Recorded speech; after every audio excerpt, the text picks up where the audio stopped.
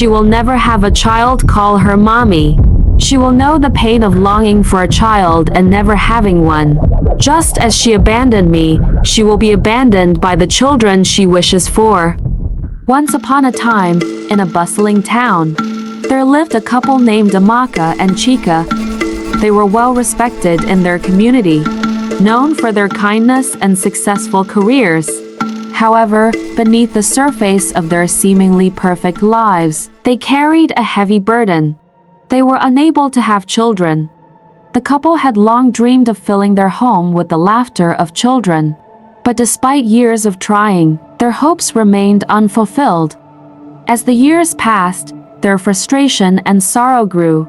Amaka and Chika sought the best medical professionals, enduring countless tests and treatments, but nothing seemed to work. Each failed attempt left them more disheartened, but their love for each other and their desire for a family kept them going.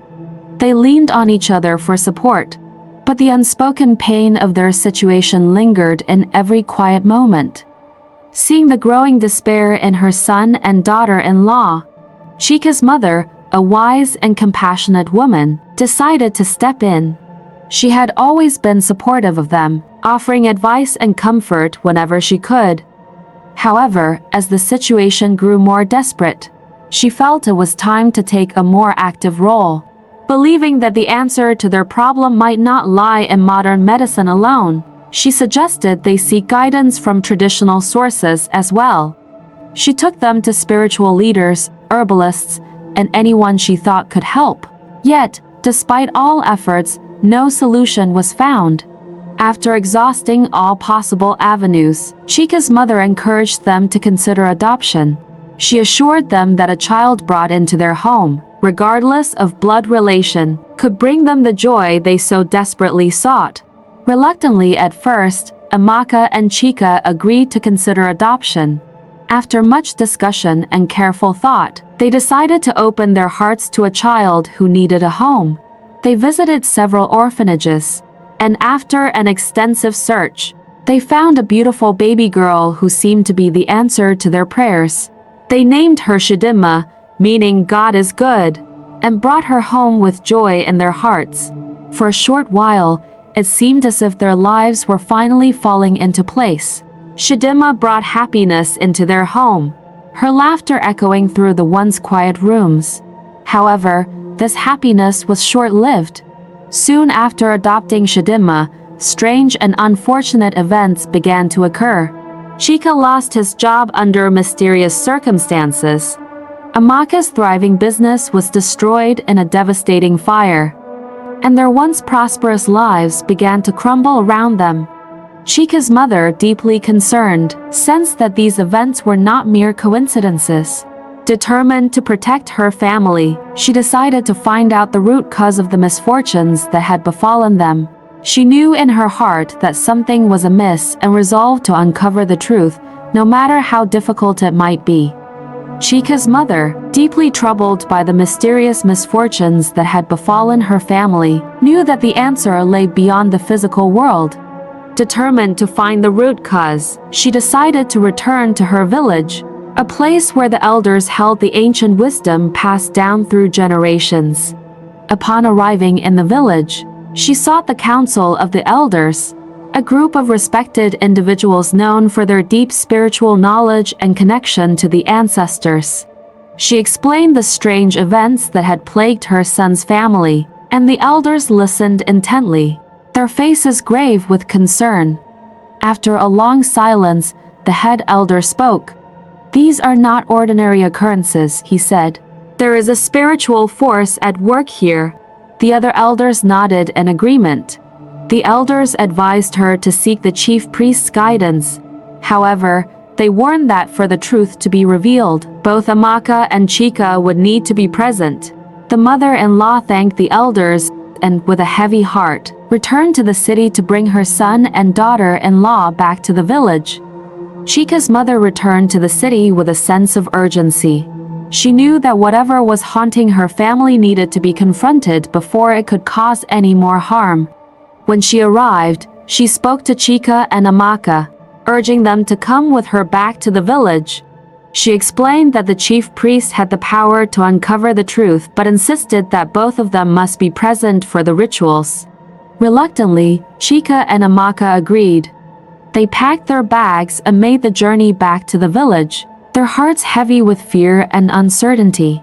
Upon arriving, they were welcomed by the villagers.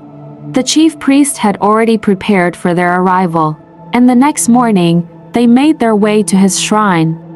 The shrine was an ancient place, surrounded by tall trees and sacred symbols carved into the stones.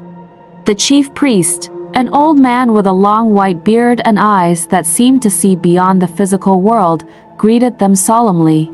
He led them to a small clearing where a calabash filled with magical water sat in the center, shimmering under the light. "The truth will be revealed today," the chief priest said in a deep, resonant voice. "But you must be prepared to face it, for it will change everything you know." With a wave of his hand, the chief priest gestured for Chika and Amaka to sit before the calabash. The water within it began to shimmer and shift, as if a great power was stirring beneath the surface. The chief priest chanted ancient incantations, his voice rising and falling with the rhythm of the words, and the water in the calabash started to swirl. "Look into the water," the priest commanded. "See the past that you have forgotten, the secrets that were buried." Amaka and Chika leaned forward, their eyes fixed on the water. Slowly, an image began to form, hazy at first but growing clearer with each passing moment. Amaka gasped as she recognized the scenes from her past unfolding before her. The reflection showed Amaka as a young girl, full of life and promise, living with her father and stepmother. But her stepmother, consumed with jealousy over Amaka's intelligence and beauty, plotted against her. She feared that Amaka's talents and her father's love would overshadow her own children. And so she devised a cruel plan to rid herself of her stepdaughter.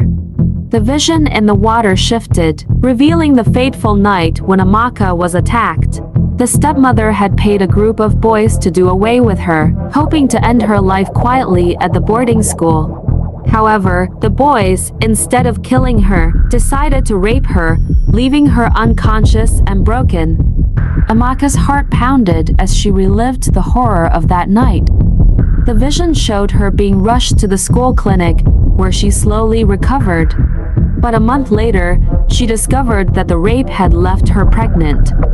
Overwhelmed with fear and shame, she chose to keep the pregnancy a secret, knowing that returning home would mean facing her father's wrath and the shame it would bring.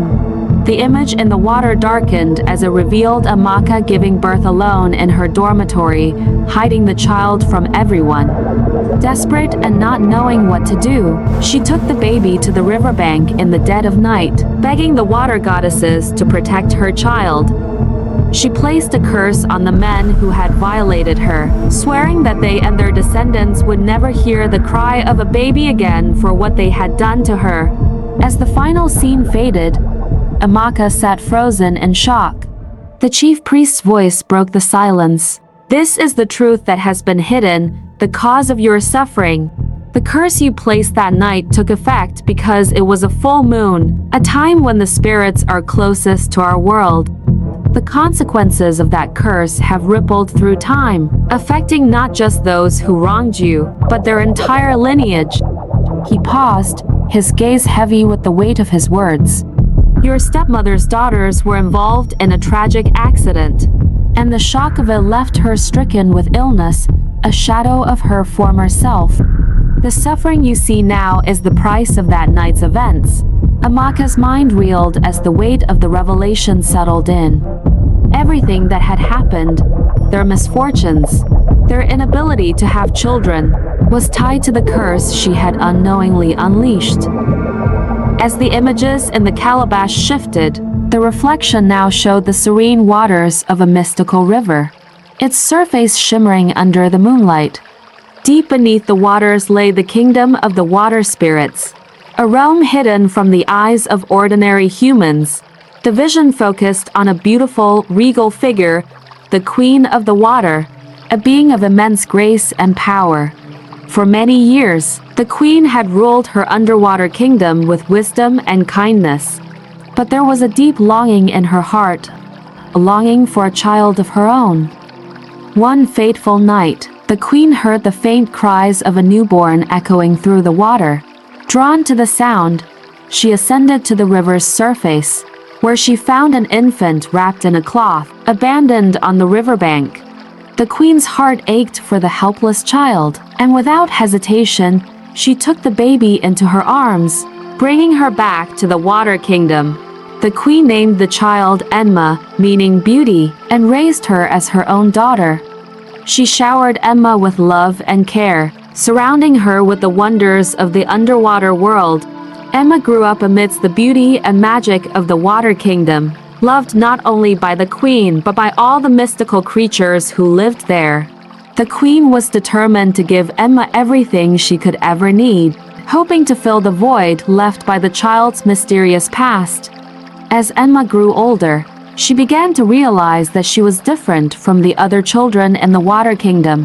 While the queen treated her with the utmost affection, Enma couldn't shake the feeling that she didn't fully belong. She noticed that she could do things the other children couldn't, like transforming into a human and feeling an inexplicable draw to the world above the water. The other children, sensing her differences, began to taunt her, whispering that she wasn't truly one of them. "Where do you come from?" they would sneer. "You're not like us. You belong up there with the humans." These words stung Enma deeply. She loved her mother, the queen, but the constant teasing from her peers planted seeds of doubt in her heart. She began to wonder about her true origins, the strange dreams that haunted her, and the reason for her unique abilities. The more she thought about it, the more restless she became, and eventually, Enma could no longer ignore the nagging questions that plagued her mind. One day, she approached the queen, her voice trembling with uncertainty. "Mother," she asked, "why am I different from the others? Why do I feel this pull towards the world above the water? Please, tell me the truth." The queen's heart ached at Ma's questions. She had always known this day would come but had hoped to delay it as long as possible. For years, she had tried to protect Ma from the painful truth of her past. But now, faced with her daughter's earnest plea, she knew she could no longer hide it. Taking Enma's hand, the queen led her to a quiet place in the heart of the water kingdom. "My dear Enma," she began, her voice heavy with sorrow, "there is something I must tell you, something I've kept from you for too long. You are not originally of this world. You were born to humans, abandoned by the riverbank by your mother. I found you there, crying and alone, and I couldn't leave you to your fate. I brought you here and raised you as my own because I love you more than anything."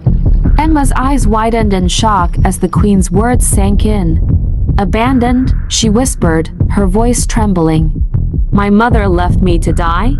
The queen nodded, tears welling in her eyes. She was young and afraid, overwhelmed by circumstances beyond her control. She prayed that the water spirits would protect you, and that prayer is what brought you to me. A wave of anger and sorrow crashed over Enma. She felt betrayed, not just by the mother who had abandoned her, but by the world she had known. "How could she do this to me?" Enma cried, her voice filled with anguish. "How could she leave me like that, without even giving me a chance?" In her grief and anger, Enma cursed the mother who had abandoned her. "She will never have a child call her mommy," Ma declared, her voice resonating with the power of the spirits. "She will know the pain of longing for a child and never having one. Just as she abandoned me, she will be abandoned by the children she wishes for." As Enma spoke, the curse took effect. The power of the spirits combined with Enma's deep pain and anger carried her words to the surface world. The curse was set, binding her birth mother to a fate of childlessness. just as Emma had been bound to a life without knowing her true origins. The queen, witnessing the curse unfold, felt a deep sadness. She knew that the bond between mother and child, even one so broken, was powerful. Yet, she understood Emma's pain and did not try to dissuade her. Instead, she held Emma close, hoping that time would heal her wounds. As the vision in the calabash cleared, they fell into an uneasy silence. Chika's mother, who had been watching intently, was overcome with a mix of shock and deep sympathy for Amaka. She glanced at her daughter-in-law, whose face was etched with pain as memories of her traumatic past surfaced. "My dear Amaka," she said softly, her voice laced with empathy, "I had no idea. The suffering you've endured, the darkness you faced alone." Amaka remained silent, her mind reeling with emotions. Chika's mother turned to the chief priest, her voice trembling with concern. "You mentioned she's cursed, but we don't fully understand. Does this mean my son, Chika, is also affected by this curse?" The chief priest nodded gravely. "Yes, the curse that Emma placed upon her mother affects both Amaka and Chika. The spirit's wrath extends to all who are tied to the events of that night. The curse binds them in ways that have brought misfortune to their lives." "But how can we be sure of this?" Chika's mother asked, her desperation evident. "Look into the calabash once more," the chief priest instructed. "The truth will reveal itself." The surface of the magical water shimmered again, revealing another scene. This time, the vision focused on a younger Chika, still a student at university, standing with a group of friends in a dimly lit room. A man, whom Chika recognized as an old acquaintance, approached him with urgency. "Chika," the man said, "there's an opportunity that just came up. It's risky, but the pay is substantial, enough to cover your final year expenses and more." Chika's younger self hesitated. He was in desperate need of money to complete his education, and his mother couldn't afford to pay his tuition and other fees. The offer was tempting, but he felt uneasy. "What's the job?" he asked cautiously. The man handed him a photo, and Chika's blood ran cold. The picture was of a young girl, Amaka, though he didn't recognize her at the time. "The job is to harm this girl," the man said flatly. Chika's heart pounded in his chest. "Harm her? Why?" he asked, feeling a growing sense of dread. "She's a problem for someone powerful," the man replied. "All you have to do is take care of her, and you'll get your money." Blinded by his financial desperation, Chika reluctantly agreed.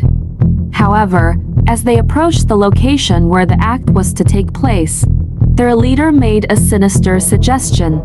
"Before we carry out the plan, let's sleep with her," he said. And to Chika's eternal shame, he didn't intervene. The group took turns sleeping with the girl, their cruelty leaving her unconscious, believing she wouldn't survive. They left her there, thinking their task was complete. The vision ended abruptly, leaving the clearing in stunned silence. Chika's hands covered his face as the weight of his past bore down on him. He could feel Amaka's eyes on him, filled with a mix of rage, disbelief, and heartbreak. She stepped toward him, her voice trembling with emotion. You and your friends. You left me to die." Chika couldn't bear to look at her. "Amaka, I was desperate. I didn't realize." "Didn't realize?" Amaka's voice rose, her anger boiling over. "You didn't realize you were supposed to kill me? You left me there, thinking I was dead. And now I find out that the man I married, the man I thought I loved, was part of the group that ruined my life." Tears streamed down Amaka's face as the truth of her past unraveled before her. "My stepmother may have plotted against me," she continued, her voice cracking with emotion. "But you were one of the monsters who carried it out." Chika's mother, who had been silent, suddenly gasped as the realization hit her. "Wait, the night at the riverbank, when you cursed those men, you said they would never hear the cry of a baby in their lineage. Does that mean?"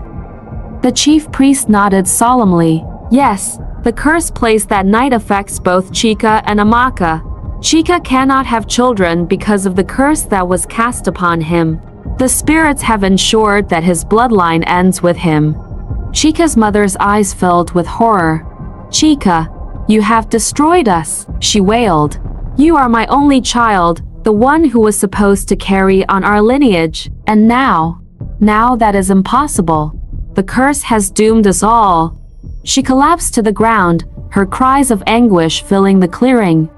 Amaka stood frozen, overwhelmed by the revelations, while Chika was consumed by guilt and shame. The truth, now laid bare before them, left everyone in a state of confusion and despair as they grappled with the devastating consequences of the curse that had woven itself into their lives. The clearing was filled with a heavy silence as the weight of the revelations settled in. Chika, Amaka, and his mother sat in stunned disbelief, their minds struggling to process the enormity of what they had just witnessed. Amaka, still reeling from the betrayal and the pain of her past, found herself unable to speak. Her thoughts were a whirlwind of anger, sorrow, and confusion. How could the man she had shared her life with be the same person who had contributed to the darkest chapter of her life? Chika's mother, her face pale and drawn, was the first to break the silence. You said Ma's curse affects them both, she began, her voice trembling. But how? How is that possible? I don't understand. The chief priest, who had been quietly observing their reactions, sighed deeply. The curse binds them both, he explained. It reaches beyond mere misfortune. It is tied to the very blood that runs through their veins. Chika's mother looked at the priest, her eyes wide with confusion. But how? How can Ma's curse affect my son as well? The chief priest paused, the gravity of his next words weighing heavily on him. It is because Chika is not just connected to Emma through Amaka's past. He is connected by blood. He is Ma's father. As the words left his mouth, the clearing seemed to spin. The realization hit them all like a physical blow, and Chika's mother, overwhelmed by the shock, fainted. Amaka, who had been sitting in stunned silence, could only stare at her husband in disbelief, her mind struggling to comprehend the full extent of the revelation. Chika, already weighed down by guilt and shame, now felt an even deeper horror settle into his bones. His daughter, the one he had unknowingly fathered through a terrible act of violence, was the same child he had longed for, the one whose curse now bound him in ways he could never have imagined. The clearing remained silent, the air thick with the burden of truth, as they all tried to come to terms with the devastating knowledge that had just been revealed. The chief priest, seeing the gravity of the situation, immediately poured water on Chika's mother to revive her. Her eyes fluttered open, filled with confusion and fear. Let's call it a day, the priest advised, his voice grave. To avoid any more harm, return home and rest. The truth is heavy, and it has taken its toll on all of you. Chika, Amaka, and the priest carefully helped his mother to her feet, supporting her as they left the shrine. The atmosphere was thick with uncertainty as they made their way to the hospital, all of them still grappling with the shocking revelations. Chika's mother was admitted for observation, her frail body weakened by the strain of the day. Amaka, her heart weighed down by sorrow, couldn't shake the feelings of betrayal and anger. The past she had tried so hard to bury had resurfaced, dragging her back into a nightmare she thought she had escaped. As they sat in the waiting room, the reality of her situation began to overwhelm her. She felt lightheaded, the room spinning around her as the memories she had suppressed surged back with full force. I've worked so hard to forget, she whispered, more to herself than anyone else, and now I'm living in the past again. She barely managed to finish the sentence before she fainted, collapsing into Chika's arms. Panicked, Chika called for help, and soon, Amaka was also admitted to the hospital for the night. The next morning, after they were all discharged, the atmosphere between them was tense and uncertain. They returned to Chika's mother's home, their minds heavy with thoughts of the revelations and what they might mean for their future. Chika's mother, her voice shaky but determined, called them into the living room. "My son, my daughter," she began, her eyes filled with sorrow and remorse. "We must find a way forward. I know we have wronged you in ways that seem unforgivable, but please, find a place in your heart to forgive us. We cannot change the past, but we can seek a way to heal and move forward." Chika, filled with regret and guilt, knelt before Amaka, his eyes pleading. "I am deeply sorry for all the pain my past has caused you," he said, his voice choked with emotion. "I know you will need time to heal, and I will give you that, but please know that you are not alone in this. We can cross these obstacles together if you'll let me. Please, forgive me." Amaka's tears flowed freely as she listened to his words, the weight of her emotions threatening to crush her. She could see the sincerity in Chika's eyes, the pain he felt for what he had done, but the hurt inside her was still raw. The wounds reopened by the revelations of the day before. "I understand," he whispered, his voice trembling. "I won't force you to forgive me right now, but I know we need to figure out a way forward." Chika's mother nodded, understanding the gravity of the situation. "The only way forward is through the truth," she said softly. "We need to visit the chief priest again. Only he can guide us on what to do next." Together, they made their way back to the chief priest, their hearts heavy with the knowledge that the journey ahead would not be easy. They knew they would need to face the past head-on if they were to have any hope of a future together. The road to forgiveness and healing would be long and fraught with challenges, but it was a road they knew they had to take. The tension in the air was palpable as Amaka, Chika, and his mother once again sat before the chief priest, seeking guidance on how to break the curse that had haunted them for so long. The chief priest, his demeanor calm but serious, looked at each of them in turn, understanding the gravity of their request. "The way forward is not simple," the chief priest began, his voice carrying the weight of his years of wisdom. "First, Amaka must forgive the wrongs done to her that night. Without forgiveness, the curse cannot be lifted, for it is bound by the pain and anger that still reside in her heart." Amaka's heart sank. She had known this moment would come, but hearing it spoken aloud made it all the more real.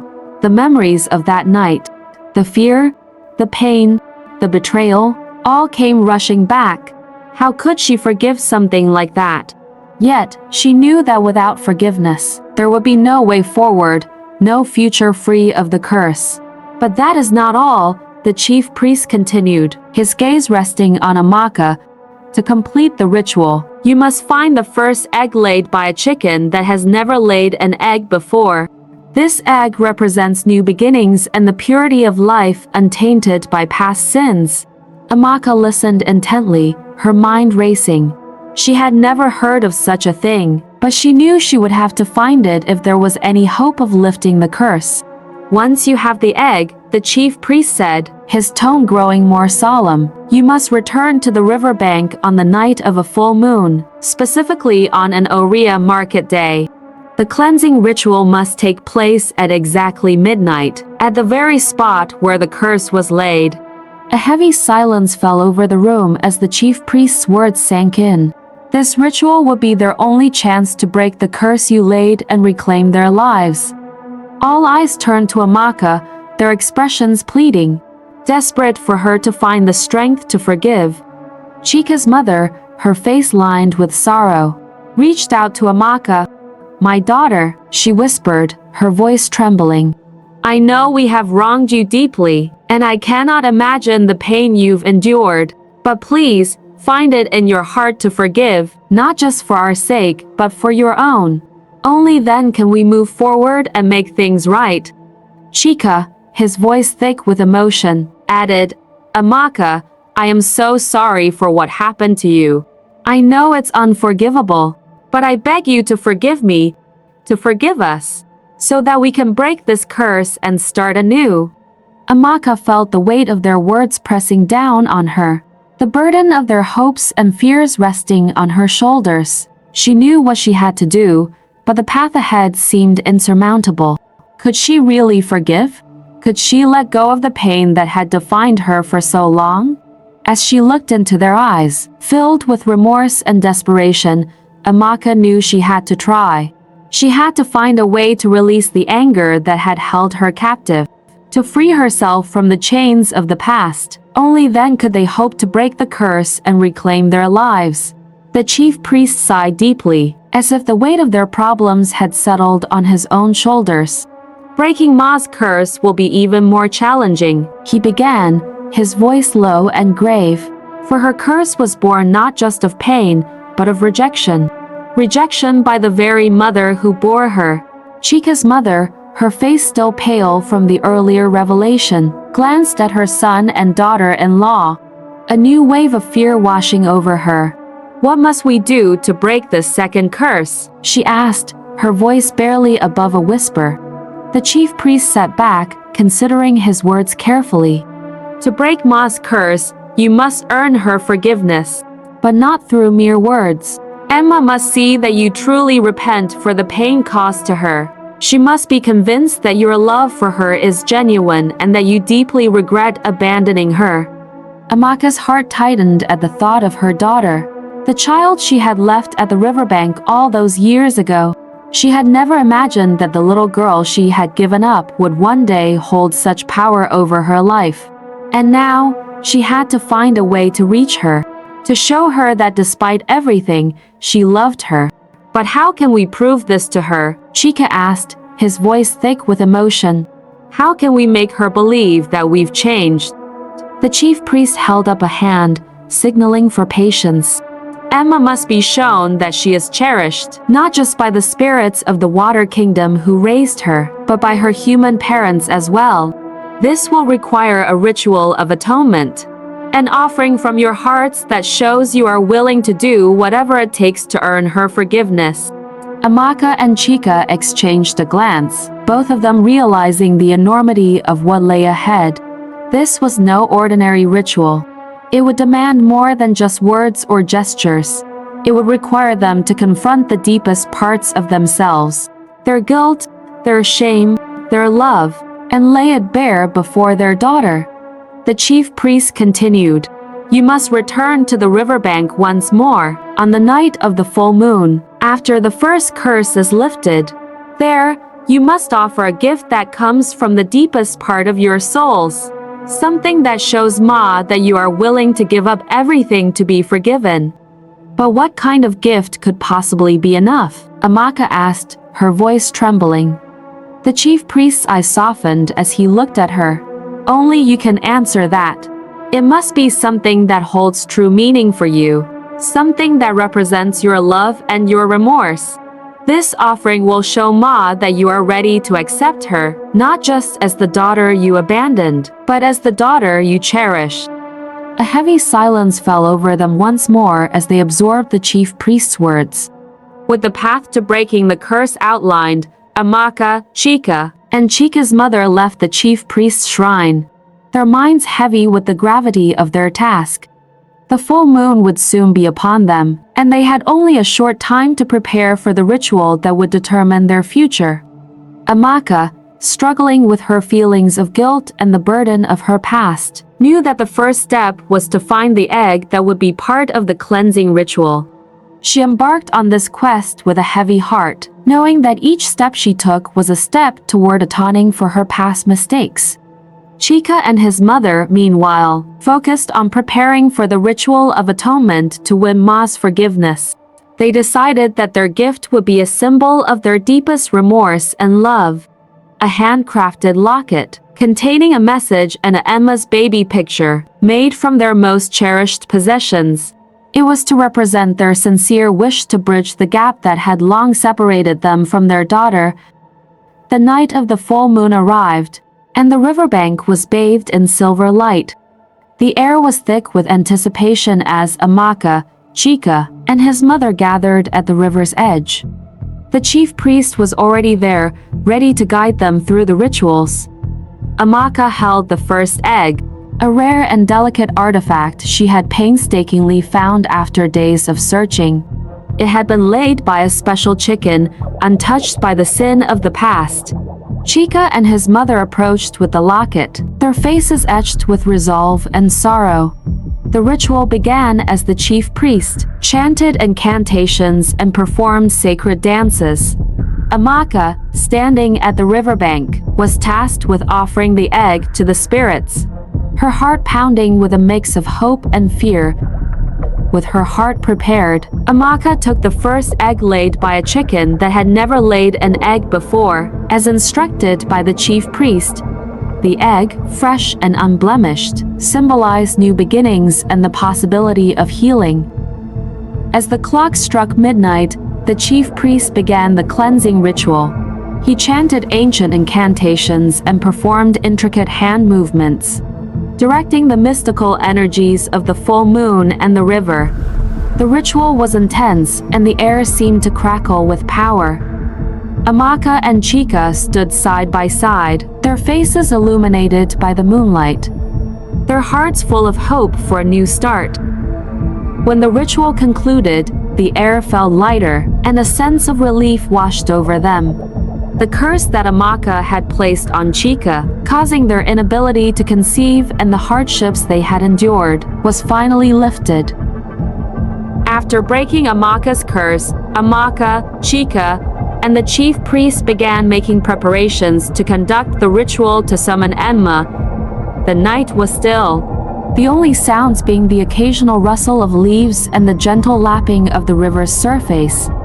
The chief priest began by setting up the ceremonial space, arranging sacred herbs and pouring enchanted water into a calabash. Invoke the spirits and summon Enma, the chief priest instructed, his voice reverent. He began reciting ancient incantations, his voice resonating with the power of the ritual. Amaka and Chika, their hearts heavy with regret and hope, stood by, their faces illuminated by the moon's soft glow. After several attempts, the water began to stir, and slowly, Enma emerged from the river. Her presence was both awe-inspiring and intimidating, her eyes reflecting the depth of her pain and anger. Amaka and Chika fell to their knees, tears streaming down their faces. Enma, please forgive us, Amaka begged, her voice choked with emotion. We are deeply sorry for what we have done to you. We should have faced our responsibilities and never abandoned you. Enma's gaze was cold and piercing as she addressed her mother. You bore the shame and gave birth to me, yet you chose to leave me behind. Why didn't you endure the consequences and take me home to face what would come? Your father's anger, though frightening, would have subsided when he saw the truth. Enma's anger turned toward Chika. And you, my father, I am ashamed of you. The woman you and your gang left for dead, you shamelessly went back to marry. Now you seek a child again? Do you think it will make things right? Amaka's pleas grew more desperate. Please, Enma, I am so sorry. We never planned for this to happen. I can't be associated with you, Enma replied, her voice cold and resolute. I will always choose my adopted mother over you heartless humans. Seeing their genuine remorse and with the queen's intervention, Enma's resolve began to waver. The queen spoke gently to her, explaining that forgiveness was not merely a gift to the wrongdoer, but also a means of freeing oneself from the burden of anger and pain. Enma hesitated, torn between her gratitude for the queen who had raised her and her desire for justice. The queen reassured her that forgiving her birth parents would allow her to move forward with her life, while her mermaid mother reminded her that she would always be cherished but needed to reconcile with her past to find peace. After much persuasion and reflection, Enma agreed to forgive them. The curse she had placed on her parents would be lifted, but she needed time to consider maintaining a relationship with them. The family, though relieved, knew that they had a long road ahead to rebuild trust and honor Enma's decision. After the intense ritual at the riverbank, The days that followed were filled with hope and healing. The curses had been lifted, and the weight that had hung over Amaka and Chika's lives began to dissipate. The family focused on rebuilding their bond, and Ma slowly started to open her heart to them. Although the journey to full reconciliation was long, the love and sincerity they showed eventually won her over. Months passed, and Amaka began to feel changes within her body. Her mother-in-law, ever hopeful, suggested they visit the doctor. The news that followed was nothing short of a miracle. Amaka was pregnant. The joy that erupted from the family was boundless. Chika held his wife tightly, tears of gratitude streaming down his face as Emma watched with a small, hopeful smile, knowing that their future was now brighter. As the months progressed, Emma grew closer to her human family. The barriers that once separated them began to crumble, and she found herself eagerly anticipating the arrival of her younger siblings. The bond she developed with her mother and father deepened, and the love she had for her mermaid mother remained, as both families became intertwined in her heart. When the day finally arrived, Amaka gave birth to twin baby boys. They named them Chidi and Chidabem, symbols of God's grace and guidance in their lives. The household was filled with laughter, joy, and the sounds of the twins' cries, a beautiful contrast to the years of silence and pain. Emma embraced her role as an elder sister, doting on the twins and her adopted sister Shidima and guiding them as they grew. The family became a beacon of love and unity, their story a testament to the power of forgiveness, reconciliation, and the unwavering strength of a mother's love, both human and divine. Together, they lived as one big, happy family, cherishing the second chance they had been given and determined never to let the past overshadow the bright future that lay ahead. We're thrilled to have you with us on our African Folktales journey.